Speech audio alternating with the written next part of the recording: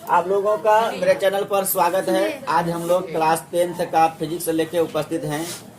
इसमें हम लोग जो है प्रकाश का परावर्तन चैप्टर पढ़ रहे थे। इससे पहले कि आप लोगों को हम प्रकाश का परावर्तन का डिफिनेशन, उसके जो है कुछ पद वो सारे जो है पढ़ा चुके हैं।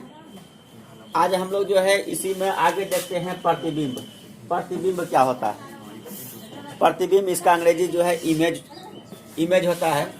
जैसे कि आप लोग जो है मिरर में अपना जो है चेहरा जब देखते हैं तो उसमें जो फोटो आप लोग को जो दिखाई देता है वो हो गया प्रतिबिंब, है ना।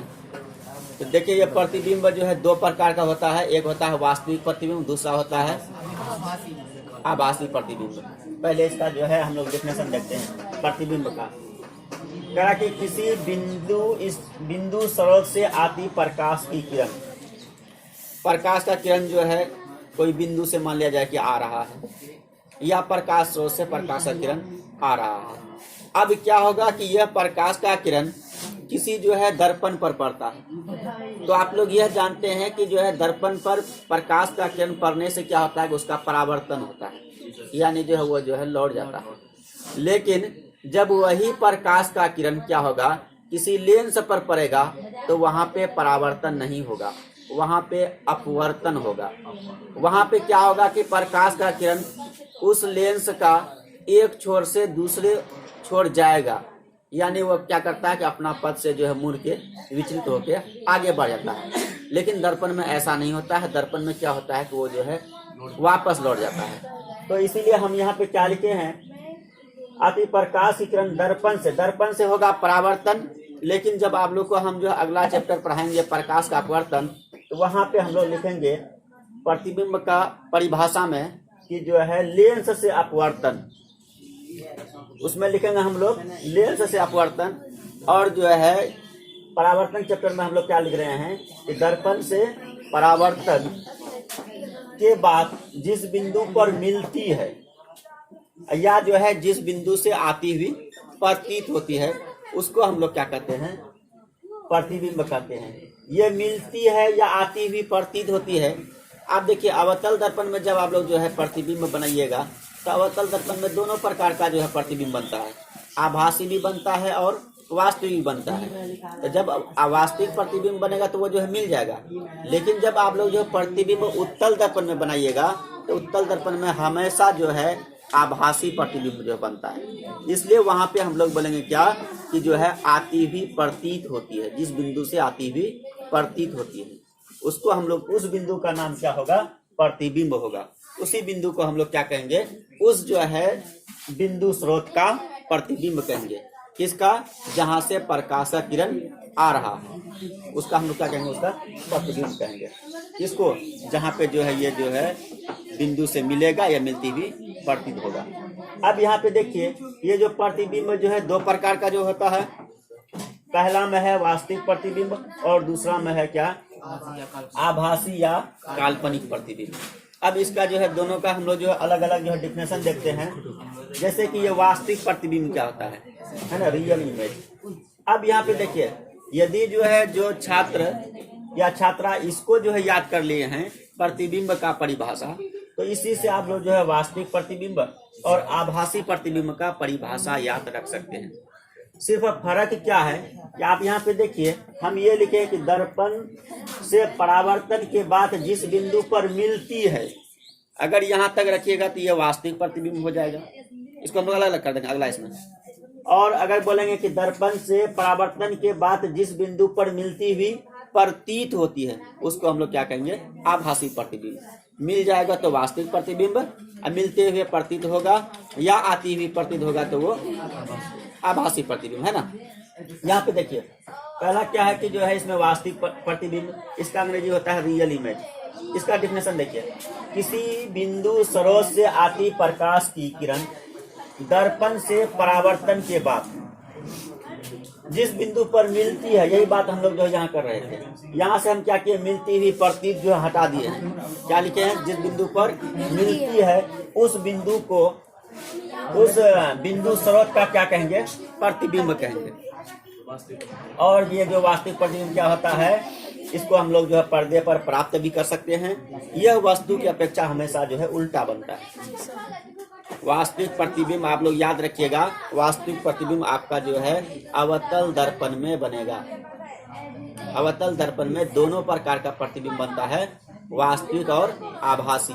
लेकिन उत्तल दर्पण में क्या होता है, सिर्फ आभासी प्रतिबिंब बनता है, और समतल दर्पण में भी आभासी प्रतिबिंब बनता है।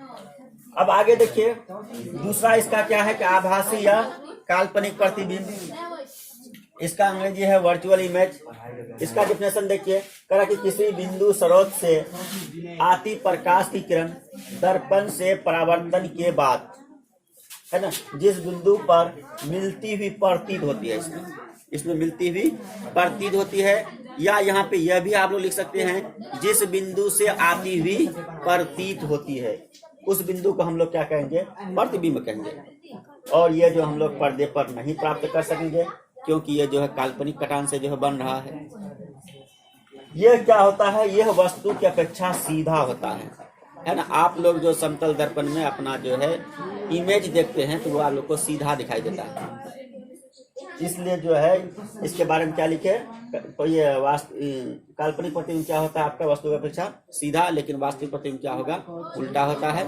यहाँ तक जो है रखिए, इसका जो है आप लोग स्क्रीनशॉट जो है ले लीजिए। अब देखिए, अब हम लोग क्या करते हैं कि दर्पण जो है समझते हैं। दर्पण क्या होता है, दर्पण का अंग्रेजी हो गया मिरर। इसका परिभाषा देखिए, कह रहा कि वह चमकीला सतह, मतलब परावर्तक सतह बोल सकते हैं, जो नियमित रूप से प्रकाश को परावर्तित करे, मतलब प्रकाश को क्या करे, फिर जो है रिफ्लेक्ट कर दे, उसी दिशा में जो है मोड़ दे, जिस माध्यम से आया है उसी माध्यम में प्रकाश को भेज दे। नियमित रूप से प्रकाश को परावर्तित करे, साथ ही जिसका एक सतह रजतित हो। रजतित का मतलब यहाँ सिल्वर्ड हो गया, है ना, रजतित हो, उसे क्या कहते हैं, दर्पण कहते हैं। और यह दर्पण जो है, यहाँ पे देख रहे हैं कि आप लोग क्या है कि ये जो है दर्पण के प्रकार है। इसमें एक है समतल दर्पण, दूसरा है गोलीय दर्पण, और ये तीसरा है परवलयिक दर्पण। इसमें आइए हम लोग जो है समतल दर्पण समझते हैं कि समतल दर्पण क्या होता है। कह रहा कि ऐसा दर्पण जिसका परावर्तक सतह समतल हो, उसको हम लोग क्या कहते हैं, समतल दर्पण। यानी जो है परावर्तक सतह कैसा होना चाहिए, प्लेन होना चाहिए। आप लोग जो घर में मिरर यूज करते हैं वह समतल दर्पण है, उसका परावर्तक सतह कैसा है, प्लेन है। ये समतल दर्पण का हम लोग जो है फिगर भी बनाए हैं। यहाँ पे देखिए, ये जो हम चिन्ह दिए हैं, यही हम लोग जो रचित किए हैं इसको। और इसका जो ऊपर में क्या है कि ये परावर्तक सतह है, ये परावर्तक सतह है। उसके बाद हम लोग जो देखते हैं गोलीय दर्पण, इसका अंग्रेजी हो गया स्फेरिकल मिरर। कहता है कि ऐसा दर्पण जिसका परावर्तक सतह किसी खोखले गोले का एक भाग हो। आप लोग को हम यह बताए थे कि हम लोग जो गोलीय दर्पण जो बनाते हैं, इसको हम लोग किसी खोखला गोला से जो है काटते हैं। उसका जो किसी खोखला गोला का क्या करते हैं, हम लोग एक भाग लेते हैं, उसी भाग का नाम हम लोग क्या कहते हैं, गोलीय दर्पण कहते हैं। एक भाग होता है जिसका एक सतह रजतित कर बनाता है। गोलीय दर्पण जो हम लोग बनाएंगे, खोखला गोला का पहले क्या करेंगे, एक भाग काट लेंगे, उसका जो है अंदर या बाहर क्या करते हैं, हम लोग पेंट करते हैं, रचित करते हैं, तो उसको हम लोग क्या कहते हैं, गोलीय दर्पण कहते हैं। और ये गोलीय दर्पण जो है दो प्रकार का होगा, एक अवतल दर्पण, दूसरा जो है उत्तल दर्पण। अब यहाँ पे थोड़ा सा आप लोग जो है देखिए कि ये अवतल दर्पण क्या होता है। जैसे कि हम लोग जो है ये एक भाग गोला का काट लिए, गोला का एक भाग काटने के बाद यदि हम लोग जो है इसका जो है बाहरी सतह पे पॉलिश करेंगे, बाहर में पॉलिश कर रहे हैं जी सर, इसका जो है परावर्तक सतह अब क्या हो गया कि जो है धसा हुआ हो गया, तो इसका नाम हो गया अवतल दर्पण। फिर दूसरा देखिए, ये भी हम लोग क्या किए, किसी खोखले गोले का ही एक भाग जो है काटे, लेकिन इस बार हम लोग क्या करते हैं, इसका जो है अंदरूनी जो है भाग में पॉलिश कर रहे हैं, रचित कर रहे हैं। अब देखिए इसका जो है परावर्तक सतह क्या हो गया, उभरा हुआ हो गया, इसलिए इसको हम लोग जो क्या बोलते हैं, उत्तल दर्पण कहते हैं। आप लोग जो है इसका स्क्रीनशॉट ले लीजिए। तो हम लोग जो है अवतल दर्पण देखते हैं, कह रहा कि ऐसा दर्पण जिसका परावर्तक सतह धंसा हुआ हो, है ना, उसको क्या कहते हैं हम लोग, अवतल दर्पण। इसमें देखिए ये जो भीतरी भाग है यही है इसका जो है परावर्तक सतह, और बाहरी भाग है जो उभरा हुआ है उसमें हम लोग क्या किए, रैखित कर दिए हैं। तो इसी कारण ये क्या हो गया, ये हो गया जो है अवतल दर्पण। ठीक, अब इसका जो है एक और है दूसरा, देखिए उत्तल दर्पण, इसको अंग्रेजी में हम लोग बोलते हैं कन्वेक्स मिरर। कह रहा कि ऐसा दर्पण जिसका परावर्तक सतह उभरा हुआ हो। इसमें जो है अवतल में परावर्तक सतह धंसा हुआ, उत्तल में परावर्तक सतह उभरा हुआ। इसमें हम लोग क्या करते हैं कि इसका जो है भीतरी भाग में जो है इसका जो क्या करते हैं हम लोग पॉलिश कर देते हैं, इसलिए ये क्या बन गया, ये बन गया जो है आपका जो उत्तल दर्पण। इसका परिभाषा आप लोग जो है लिख लीजिएगा कि ऐसा दर्पण जिसका परावर्तक सतह उभरा हुआ हो उसे क्या करते हैं, उत्तल दर्पण कहते हैं। एक और आपको जो है दर्पण के टाइप में लिखाए थे परवलयिक दर्पण, इसको अंग्रेजी में बोलते हैं पैराबोलिक मिरर। इसको देखिए ये क्या होता है, ये दर्पण जो है पूर्णतः गोलीय नहीं होगा, और अगर गोलीय होगा तो वो फिर जो चले जाएगा गोलीय दर्पण की श्रेणी में। कह रहा कि ऐसा दर्पण जो पूर्णतः गोलीय नहीं होता है उसे हम लोग परवलयिक दर्पण कहते हैं। यहीं तक रखिए, इसका जो है स्क्रीनशॉट ले लीजिए। Thanks for watching video, thank you so much.